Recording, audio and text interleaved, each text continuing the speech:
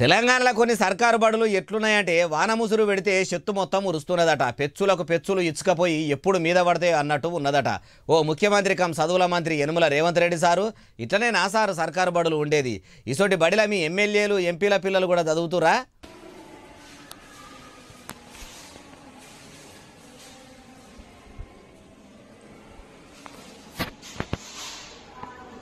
చూసినరా class రూముల చెత్తు మొత్తం పదన ఎట్లొస్తున్నదో. ఏడన్నా current వైర్లకు నీళ్ళ చుక్క పోయిందే అనుకో క్లాసుకు క్లాసే మొత్తానికి అడుగొడుతుంది.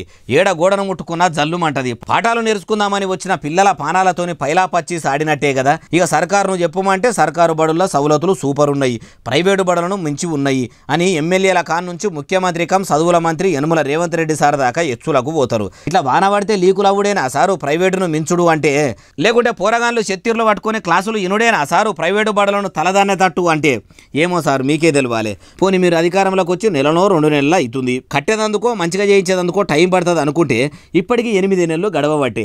ఎన్ని ఏళ్ళు కావాలా సారు ఈ గవర్నమెంట్ బడుల గతి మారాలంటే? మార్పు మార్పు మార్పు అన్నారు. ఏం మార్పు వచ్చింది సారు?